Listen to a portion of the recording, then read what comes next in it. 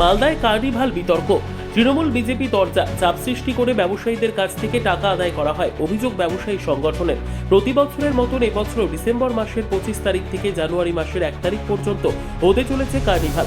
জেলায় যে কটি কার্নিভাল হয় তার মধ্যে সবচেয়ে বড় আকারে কার্নিভাল হয় ইংরেজ বাজারে। ইংরেজ বাজার পৌরসভা ও কার্নিভাল কমিটির উদ্যোগে শহরের বিবেকানন্দ ময়দানে বিগত কয়েক বছর ধরে জাঁকজমক করে কার্নিভাল করা হয়। এবছরও শুরু হয়ে গেছে কার্নিভালের প্রস্তুতি। ইংরেজ বাজার শহর জুড়ে কার্নিভালের গেট আলোকসজ্জার প্রস্তুতি শুরু হয়ে গেছে। বিবেকানন্দ ময়দানে মঞ্চ বাঁধার কাজ চলছে জোর কদমে। এবছর ফকিরা, মানসী ঘোষ, জাভেদ আলী সহ বেশ কিছু বিখ্যাত গায়ক গায়িকারা কার্নিভালে অংশগ্রহণ করবেন বলে জানিয়েছেন ইংরেজবাজার পৌরসভার চেয়ারম্যান কৃষ্ণেন্দু নারায়ণ চৌধুরী।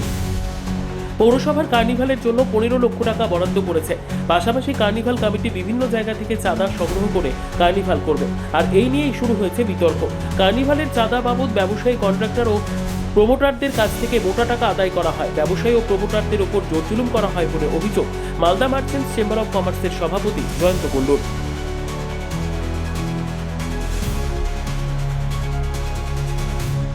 কিছুটা হলেও অভিজ্ঞতা আমাদের যেটা আছে, ব্যবসায়ীদের উপর একটা চাঁদার জুলুম আছে, এটা অস্বীকার করে লাভ নাই। কেউ যদি বলে যে আমি ধোয়া তুলসী পাতা, আমি তার সঙ্গে একমত নই।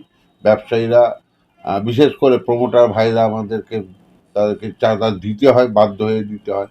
কিছু কিছু বড় বড় কন্ট্রাক্টরদের দিতে হয়। তো আমাদের কার্নিভাল নিশ্চয়ই মানুষের জন্য ভালো জিনিস, ভালো। আমার পরিবারের লোকজন দেখতে যায়, কিন্তু মানুষের উপর, ব্যবসায়ীদের উপর যে চাপটা আছে, সেই চাপটা কিন্তু কার্নিভালের আনন্দটাকে নষ্ট করে দেয়। অতএব আমার মনে হয় এটা নিয়ে চিন্তা ভাবনা করা উচিত প্রশাসনের, এবং সুষ্ঠুভাবে যেটা হওয়া উচিত, যেটাতে কারোর কোনো খুশি হয়, সবাই খুশি। যেমন দুর্গাপূজায় আমরা খুশি হয়ে সেরকমভাবে যাতে কার্নিভালে হয়, সেরকম চেষ্টা করলে আমার মনে হয় ভালো হবে। বলছি, ইংরেজ বাজার উদ্যোগে বেশ কয়েক বছর ধরে একটা মেগা কার্নিভাল হয়, এবং সেই কার্নিভালে বম্বে এবং রাজ্যের আছে। যেমন 25 তারিখ সনমাল আলী আসছেন, অরুণিতা কাঞ্জিলাল আসছেন 26 তারিখে, 27 তারিখে হচ্ছে মানসী ঘোষ, যে এবার ফার্স্ট হয়েছে। ফকিরা আসছে 28 তারিখে। 29 তারিখে হচ্ছে নাকাস আজিজ, আর সিনোজিৎ দাস 30 তারিখে। 31 তারিখে হচ্ছে আলবার্ট কাব্য, আর 1 জানুয়ারি আসছে জাভেদ আলী। এরা সকলে নামকরা আর্টিস্ট। আমরা এই জন্যে করি যে বর্ষবরণ, মানে ইংরেজি বর্ষবরণটাকে সামনে রেখে, এটা ফেস্টিভ মুড যাচ্ছে, সবাই হইচই করে কাটাবে।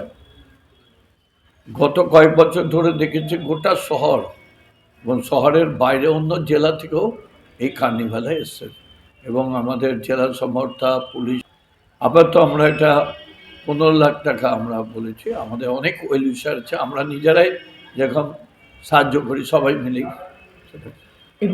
দিই, সবাই মিলে আমরা এটাকে হেল্প করি।